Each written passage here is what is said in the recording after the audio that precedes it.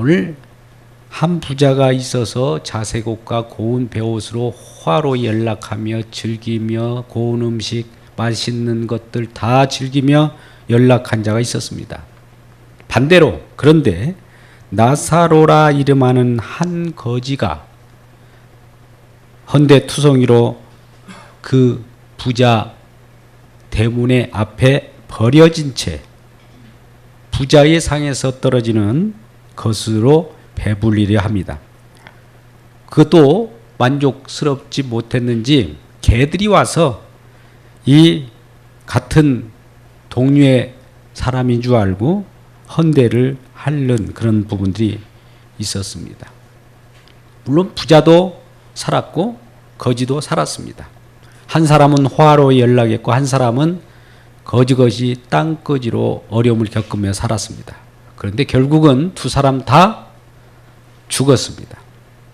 부자라고 오래 산 것도 아니고 가난한 자라고 해서 길게 산 것도 아니고 짧게 죽은 것도 아닙니다.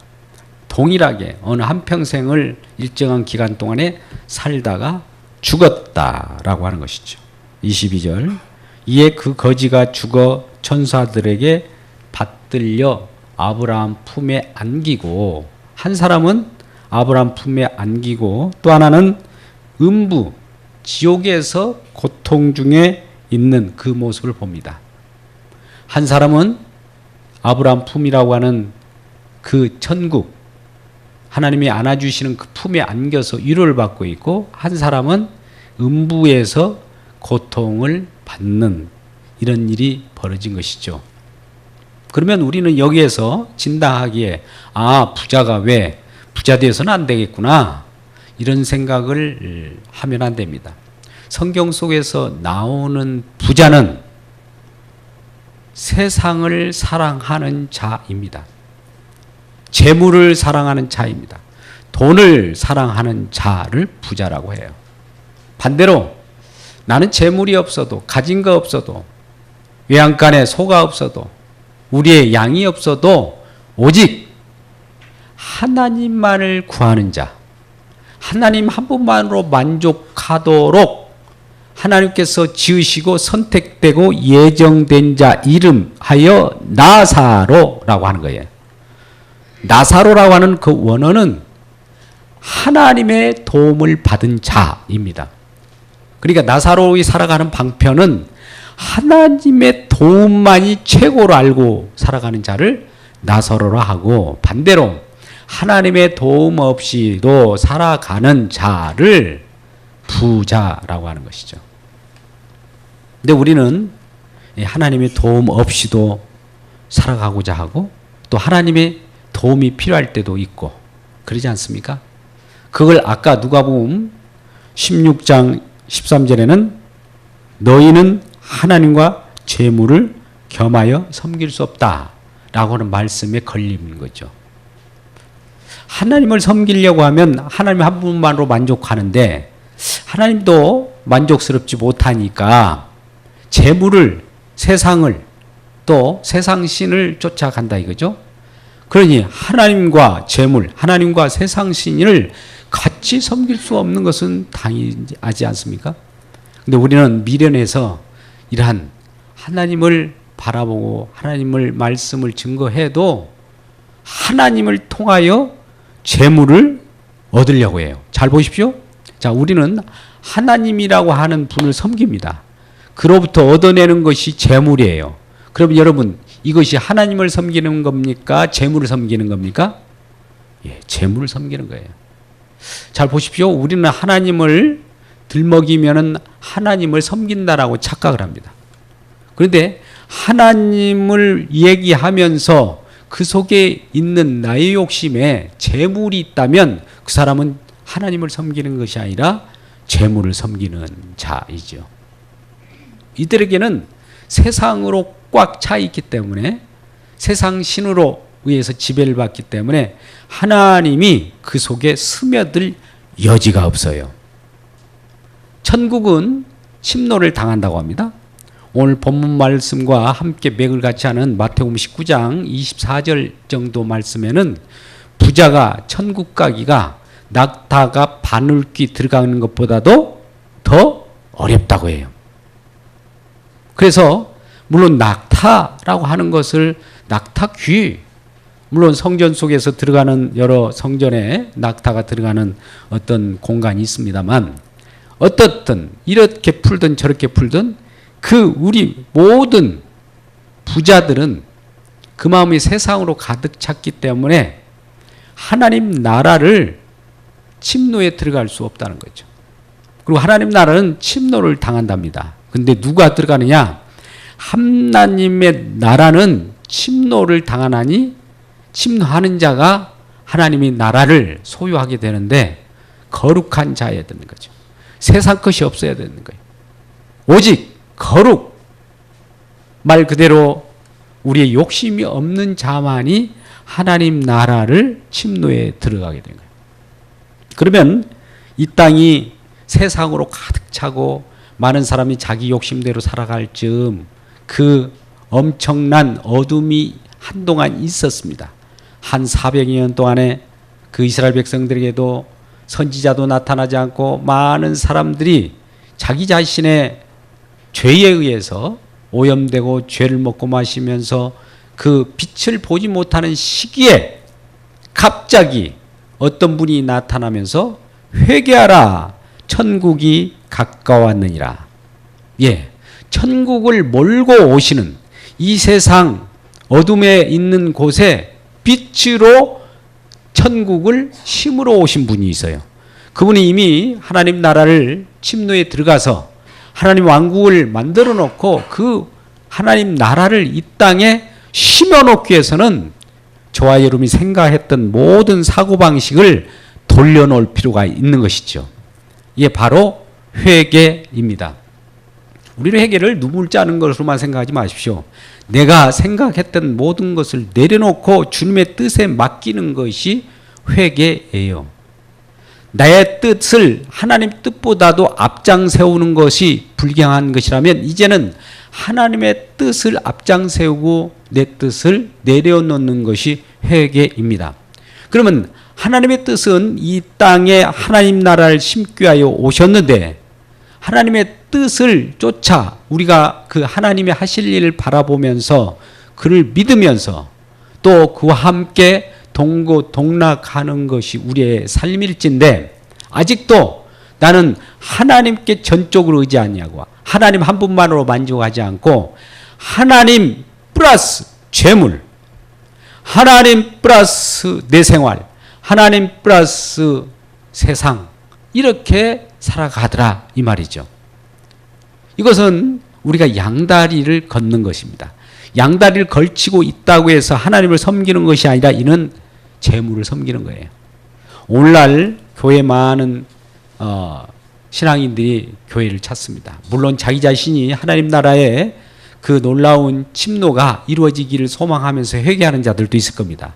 그런데 대부분은 이곳에 와서 재물을 구하려고 하나님을 이용하는 일들이 벌어지게 되죠. 이것을 오늘 부자와 나사로라고 하는 비유 속에서 하나님과 재물은 겸하여 섬길 수 없을 뿐더러 하나님의 나라는 긍휼을 입은 자만 들어간다. 즉 날마다 하나님의 도우심을 구하고 하나님 없이만 안 됩니다. 다른 재물 세상 것 다 가져도 나는 하나님 아니면은 절대적으로 안 된다라고 하는 그러한 마음이 가난한 자, 심령이 가난한 자, 아무리 세상 것을 주어도 만족하지 않고 주님 없이는 만족하지 않고 가난하게 살아가는 자를 나사로라고 하는 겁니다. 그래서 특별히 나사로라 이름하는 이라고 하는 20절에 한 거지가 있었다는 거예요. 근데 나사로라고 하는 이름하는 자는 하나님만 구하는 자예요. 그리고 하나님의 도우심을 받을 자, 예정된 자예요. 근데 그 삶이 어떻게 살아가는가 봤더니 세상 속에서는 숨겨진 모습으로 살아가요. 천국 갈 자가 세상 속에서 떵떵거리며 살아가는 자가 아니라 숨겨진 자예요. 아, 저런 사람이 천국 가는 것은 틀렸어 라고 하는 자가 천국 가게 돼요. 우리는 세상에 복 받는 자가 어떤 사람입니까? 하나님 믿고 호화로 연락하며 오늘 부자처럼 살아가는 것이 하나님 믿는 증표가 아니겠습니까? 그렇죠? 우리가 그동안 신앙했던가는 그러한 것들을 완전히 역전시켜 버린 거예요. 그러니 우리가 혹여 하나님 믿는 사람이 왜 재즈하게 그렇게 살아? 라고 묻는다면 오늘 비유의 말씀을 꼭 전해주시길 주의 이름으로 축복합니다. 왜 그러냐면 이 땅에 하나님 백성들은 숨겨져 있어요. 옆에 누구도 알아보지 못할 정도. 저 형제는 지금 지옥 갈 것처럼 느껴지지만 사실은 하나님께서 보물로서 숨겨주고 천국 백성으로 지금 보존하고 있는 거예요. 그러면 그들의 모습은 어떤 모습으로 살아갈까요? 세상 속에는 뭐 이렇게 살든 저렇게 살든 세상 것에 대해서 불평이 없어요. 심지어 개들이 와서 같은 유인 줄 알고 그 나사로를 핥고 거지의 모습 속에서 서로 땅에 나그네로 살아가는 거 아닙니까? 어떻게 보면 노숙자처럼 살아가는 그 모습 속에서 하나님의 긍휼을 보게 됩니다. 근데 우리는 전혀 눈치채지 못하죠. 노숙자가 어찌 천국을 갈 수 있을까? 라고 생각하는 자들이 우리 신앙하는 대부분의 사람들의 사고예요. 이 사고가 깨지기를 주의 이름으로 축복합니다. 그러니 세상 속에서는 차별이 없어요. 예수를 믿는 그 자체가 중요하지 어떻게 세상 속에서 부유하게 살아가고 또 세상 속에서 호화호식하고 또 가난하게 살아가고 이런 것은 큰 중요한 것이 아닙니다. 믿느냐 안 믿느냐 그리고 하나님의 가치로 살아가느냐 세상 가치로 살아가느냐를 말하고 있는 것이죠. 그렇게 살다가 우리는 죽습니다. 죽으면 결과적으로 하나님께서 예정하신 자는 믿고 아브라함 품 천국에 갈 것이고 그러지 않는 자는 음부에서 타는 불못 속에서 고통하며 그 속에서 그 고통 속에서 살아갈 수밖에 없는 것이죠. 얼마나 고통스러운지 24절 아버지 아브라함이여 나를 궁휼히 여기사 나사를 보내어 그 손가락 끝에 물을 찍어 내 혀를 서늘하게 하소서. 내가 이 불꽃 가운데서 괴로워하나이다. 얼마나 괴로웠으면 죽음 이후에는 이미 결정된 거예요. 그때 나에게 긍휼히 여겨주셔서 나를 불쌍히 여겨주셔서 나를 회개하게 해주셔서 이게 소용이 없어요. 이 땅에 살아가는 동안만 하나님께 긍휼을 구하고 회개하고 하나님의 뜻을 구할 뿐이지 죽고 나면 끝장입니다. 물론 어느 곳에서는 연옥소를 주장해서 잠시 동안 그 한적한 곳에 있다가 옮겨진다고 할 때 그 조상들 혹은 후손들이 빌면은 그 자리를 옮겨준다고 하는 엉뚱한 이론을 우리에게 설파하는 경우도 있습니다만 분명하게 죽고 나면 끝이에요. 너무너무 고통스러운 표현을 오늘 그와 같이 손가락 끝에 물을 찍어 혀를 조금 서늘하게 하는 거. 그 물방울이 몇 방울이나 되겠습니까? 그러한 물방울을 찍어서 조금이라도 한번 그러한 시원한 맛을 보고자 하네. 그런데 아브라함이 단칼에 이렇게 좀 냉엄한 말을 합니다. 25절 아브라함이 이르되 예 너는 살았을 때 좋은 걸 받았고 나사로는 고난을 받았으니 이것을 기억하라. 그는 여기서 위로를 받고 너는 괴로움을 받느니라. 자 보십시오. 그러면 우리는 여기서도 이렇게 생각할 수 있어요. 아 세상 속에서 고통받았으니까 천국 가서는 위로를 받고 세상 속에서 부유하게 살았으면 천국 가서는 또 고통받는 건가? 아니에요. 그런 뜻이 아니에요. 오늘 말씀의 내용은 아브라함이 이르되 너는 세상 것으로 살았다는 거예요. 주님 것으로 살았다는 것이 아니라 성경 속에서 부자는 아까 뭐라고 그랬다고 했어요? 세상 것으로 가득 차고 또 세상 것으로 가득 찼어도 우리가 예수 것으로 하나님 것으로 가득 찼다면 이거는 천국 백성이죠. 이 세상에서 부자로 살지 말라는 뜻이 아닙니다. 부자로 살아도 세상 것으로 살아도 이것을 나의 소유로 여기지 않고 그것은 아무것도 아닌 것처럼 하나님의 것을 소중히 여기고 하나님의 도움을 구하고 하나님을 긍휼을 구하는 자가 나사로인데, 나사로로 살아갔다면 이 세상에서도 즐거움을 맛보고 또 부자로 살았을지라도 하늘나라에서도 위로를 받는 거예요. 그런데 이 성경 속에서 나오는 부자는 재물을 얘기하는 거예요. 재물. 세상을 얘기하는 거예요. 세상과 하나님은 겸할 수가 없어요. 그래서 어떻든 우리의 가치가 세상 것이냐라고 하면은 우리가 한번 재고해 봐야 돼요. 오늘날 많은 청년들 많이 바쁘잖아요. 물론 청년들도 바빠요. 왜 바쁘냐? 예, 나름대로 이유가 있어요. 그 상황이 있어요. 상황은 컨텍스트라고 있어요. 상황이 텍스트를 앞장서는 것을 죄라고 합니다. 쉽게 말하면 핑계가 죄예요. 여러분, 우리는 하나님의 약속의 말씀을 듣고 또 하나님의 약속대로 하나님이 실행하신 분이에요. 또 그렇다면 우리는 하나님의 약속에 비추어서 예배 시간을 약속합니다. 그 약속 시간에 정확하게 예배를 드린다면 그는 하나님의 백성으로서 증명된 자예요. 그런데 이런 약속을 무시하고 상황 따라서 컨텍스트에 따라서 핑계를 댄다. 이건 심히 유감스럽지만 오늘 부자와 같은 자라 이렇게 볼 수가 있는 겁니다. 여러분, 그렇다면 나는 어차피 부자니까 지옥 갈 거야. 어차피 지옥 갈 거 뭐 세상 속에서 먹고 마시며 즐기다가 어차피 갈 거야 라고 하신 분이 있다면 그 마음에 하나님의 긍휼함을 받기를 주의 이름으로 축복합니다. 그래서 우리 마음이 회개로 돌아선다면 하나님은 약속의 하나님이시기 때문에 하나님과 약속한 것들을 더 가치 있게 소중히 여기고 그의 나라와 그의 의를 구하지 세상 것을 구하지 않습니다. 또 우리는 세상 것을 구하고 노력한들 물론 심은 대로 거둔다는 법칙은 다 믿는 사람이나 안 믿는 사람이나 다 함께 하나님께서 주어주겠다고 창세기 8장 22절에 말씀하셨어요. 그러니 먼저 있어야 할 것, 내가 앞장 세워야 될 것, 내가 가치 있게 여겨야 할 것이 무엇인가, 이것은 분명히 해 둡시다. 그래서 이제 이러한 주님을 바라보고 주님이 주시는 어떤 도움을 이제 안 받으면 우리는 끝이에요. 더 이상 하나님 길이 참으신 분이에요.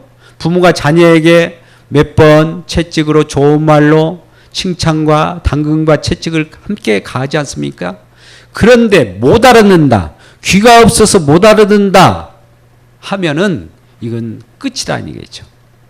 그래서 이들은 그래요. 그러면 하나님, 내가 세상 가치보다도 하나님 가치가 좋을 것을 한번 보여주세요. 그러면 내가 믿겠습니다. 그래요?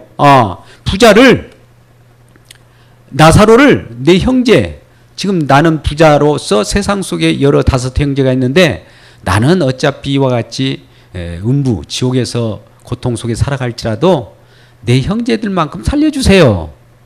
예, 나사로를 하나님께서 살려내가지고 내 형제에 가서 다시 살아나왔다라고 기적을 보여주면서 그들이 전하면 그들이 듣고 또 이 음부 가운데 오지 않고 천국을 갈 것입니다 라고 제안을 하죠. 그럴 때 예수님께서는 이 비유 말씀을 통해서 뭐라고 이런 제약 거부합니까? 그거는 세상 속에는 지금 율법과 선지자가 있어. 성경책이 있어. 하나님 말씀이 있어. 하나님의 말씀보다도 기적을 앞세운다고 그들이 믿을 자가 아니야. 최고의 기적은 성경 말씀이야 라고 가르쳐 준 거예요. 오늘날 아무리 하나님의 선지자를 통해서 성경 말씀이 기적이라고 해도 우리들은 눈에 보는 기적을 보면 믿을 것처럼 느껴져요. 이러한 자들도 세상의 기적은 뭡니까? 재물이에요. 자, 마태복음 4장과 누가복음 4장에 보면 이 마귀가 이 예수님을 시험합니다. 예수님은 성령이 이끌려 광야에 나갔었죠. 그런데 그 마귀는 뭘 예수님에게 시험합니까? 재물이에요, 재물. 기적이에요. 또 천하만국이에요. 이 같은 유의 겁니다. 그런 것을 통해서 예수를 믿으려고 하면 절대 안 된다는 거예요. 여러분 기적을 경험했다고 해서 예수를 믿어집니까? 절대 아니라는 거예요. 이전에 박태선이라고 하는 이단의 장로가 있었습니다. 그는 엄청난 기적을 행했어요. 사단의 기적입니다. 기적을 맛본 사람이 한둘이 아니에요. 근데 예수를 안 믿어요. 그들은 다 그 예수를 멀리했습니다. 기적을 경험한 자들이 왜 예수를 안 믿을까요? 그것은 하나님이 주시는 그 기적이 아니고 세상 속에서 재물과 같은 거예요. 그러면 예수님께서 이 땅에 오셔서 기적을 베푼 것은 뭡니까? 그 기적은 그 연결선상의 최후의 표적으로 나타나는 것이 있으니 십자가로 수렴하기 위하여 기적을 보인 거예요. 우리에게 떡을 먹여주는 거, 이 떡 먹여주기 그 자체로 하나님께서 예수님 이 땅에 오신 것이 아니라 떡처럼 하나님 풍성한 은혜가 그 속에 있다는 것을 가르쳐주고, 병든 자를 고치는 것은 하나님께서는 이 세상을 치유할, 병들어 있는 이 세상을 고치러 오셨다라고 하는 것을 가르쳐 준 것이지, 병든 그 귀신만 쫓아내기 위하여 이 세상에 온 분이 아니란 말이죠. 근데 우리는 단순히 그 하나, 어떤 눈에 보이고 또 우리 자극적인 그것만을 잡고자 해서 그게 머물러 버리면 이게 바로 재물이에요. 이게 바로 예수님을 팔든 하나님을 팔든 자기가 얻고자 하는 것이 여기에 숨겨져 있는 거예요. 이게 바로 부자입니다. 이런 부자들이 결국 하나님의 그 도우심을 입어야 될 텐데 하나님의 도우심을 받지 못하는 거예요. 그래서 하나님의 도우심을 받는 방법은 율법과 선지자가 있다라고 말합니다. 자, 보십시오. 29절. 아브라함이 이르시되 그들에게, 지금 세상 속에 살아가는 사람들에게 모세와 선지자들이 있으니 그들에게 들을지어다. 이 말은 성경 말씀이 있다는 거예요. 성경 말씀, 하나님의 말씀을 들으라는 거예요. 복음을 들으라는 거예요. 설교를 들으라는 거예요. 그렇지 아니하면 어떤 일이 벌어질까요? 그들은 더 이상 소망이 없다는 것이죠. 그런데 30절 보세요. 그 부자는 또 이렇게 말합니다. 이르되 그렇지 아니하니이다. 아버지 아브라함이여, 만일 죽은 자에게서 그들에게 가는 자가 있으면 회개하리이다. 이 말이 뭐예요? 죽은 자가 살아나서 그들에게 가면 기적이잖아요. 어우, 죽은 자가 살아왔네? 하면 그때 회개할 것이다 라고 지금 부자는 아직도 그 실마리를 가지고 있는 거예요. 그런데 뭐라고 31절 예수님께서 말씀합니다. 이르되 모세와 선지자들에게 듣지 아니하면, 즉 성경 말씀 듣지 않으면 비록 죽은 자 가운데서 살아나는 자가 있을지라도, 기적이 있을지라도, 죽었다 깨어나는 일이 있을지라도 그러한 성경 말씀의 권한을 받지 않으리라. 뭐 기적 보고 하나님 보여주세요, 하나님 살아계 역사하신 걸 보여주면 내가 믿겠나이다, 이렇게 말하는 사람 치고 예수를 믿는 사람이 하나도 없다는 거죠. 그래서 오늘날 많은 사람들이 이곳저곳에서 방황하면서 특별한 것을 경험하려고 쫓아다니는 사람 있잖아요. 그들은 예수를 안 믿는 사람이에요. 안 믿기 때문에 얼마나 안 믿겨지면 이곳저곳을 찾아 헤매는지 모릅니다. 그래서 그들에게 또 그들을 밥으로 삼아서 그 이상한 사단의 기적을 일으키니 얼마나 그들에게는 좋을 거예요. 그들이 그쪽과 한쪽에 묶여져 있어요. 그들은 음부에 갑니다.